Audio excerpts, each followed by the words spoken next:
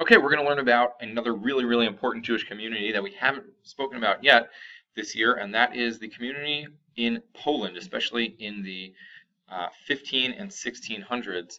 The community in Poland was really, really important and contributed a lot to Jewish society. So Jews had been living in Poland for, we can trace that back to over 1,000 years ago. And as time went on, more and more Jews started living in Poland, especially after the First Crusade in 1096, like we learned about, and when the Jews were expelled from France and some other places as well. So Jews kept moving eastward, like we spoke about, and ended up, a lot of them, in Eastern Europe, in the area of Poland, Ukraine, Lithuania, etc. And for a long time, a lot of that was actually under the control of what was called Poland. Jews had very warm feeling towards Poland.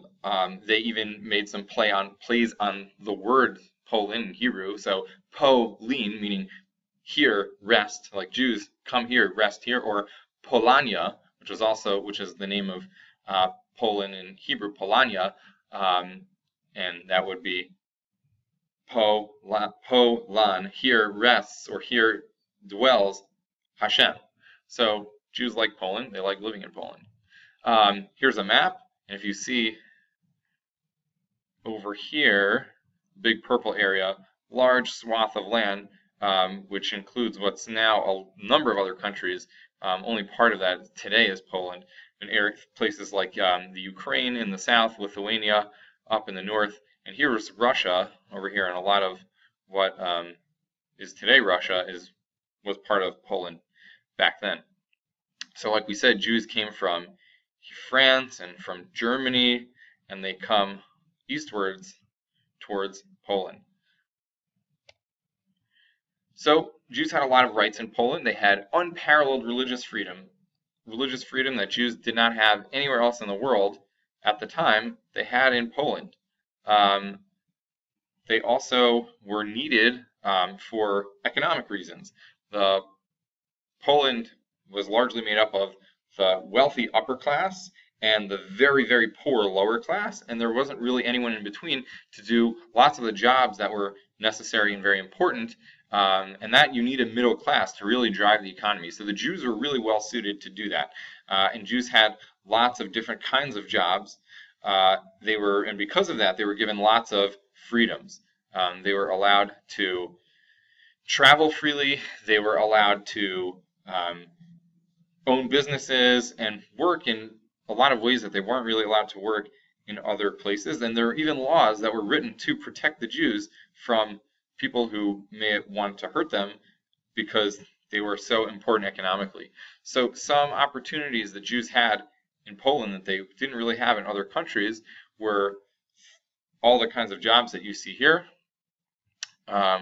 Compare that to what we learned about the Jews in other parts of Ashkenaz, like in Germany and in France, where Jews weren't allowed to really have many, many jobs.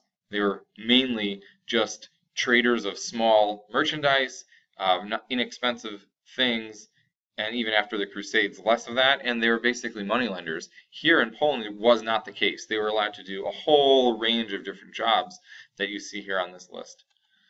And we talked about the guilds that the Jews were excluded from in Germany and in France. Again, not the case in Poland. Jews had their own guilds, they were part of guilds, they were protected workers, and like I said, many, many different kinds of jobs. Really good for the Jewish economy and the economy of Poland in general. So there was an interesting political structure that the Jews had in Poland as well. Kind of like there was we learned way back at the beginning of the year about the Reish Galuta in Bavel and how the Jews basically controlled their own lives politically. So they didn't really have that anywhere else until now. And in Poland, the Jews were granted rights to completely control their own society. It was like a state within a state. The Jews were in charge of the Jews, so they collected taxes and then within the community and gave the taxes to the government. They had their own schools, they had their own court systems, or if there was a case between two Jews, they wouldn't go to a regular court, a non-Jewish court, they would have it dealt with by the court itself. And each kind of city council was called a kahila, and that was the governing body that would be in charge of each group of Jews that lived in that particular area. There was something called a shtadlan, or shtadlanim in plural, which is basically a person who represented the Jewish community or that particular kehillah to the Polish government. So the Jews had this kind of structure that allowed them to really feel free without interacting so much directly with the society around them, but they had a lot of this freedom and were able to control their own lives. Over on top of each individual kehillot, there was something called the Va'ad Ha'arba Artzot, the Council of the Four Lands, which was basically different countries. The four lands were different countries in Eastern Europe, in different parts of Poland, Ukraine, Lithuania, etc. And so each kehillah was responsible to answer to the Va'ad Ha'arba Artzot, and they made the overarching decisions for the community of Eastern Europe, the different communities of Eastern Europe at large. And some people referred to them, the Va'ad Ha'arba Artzot, as if they were kind of like a Sanhedrin that was responsible for the entire Jewish community of that area. And the Jews had lots of respect for them. And when they made a takana or a gzeira, a decree, whatever you want to call it, they made laws, the Jews listened to it. So this time in the 1600s or the 16th century, in the 15 and 1600s, was known as a golden age of Torah scholarship in Poland, kind of like the 900s to the 1200s around that we learned about in Spain was a golden age of scholarship in Spain for the Jews. So this time was a golden age of scholarship for the Jews in Poland, with one very, very important difference, kind of an obvious difference if you remember all the things we learned that distinguish the Sephardim from the Ashkenazim. What do you think that is? That's right.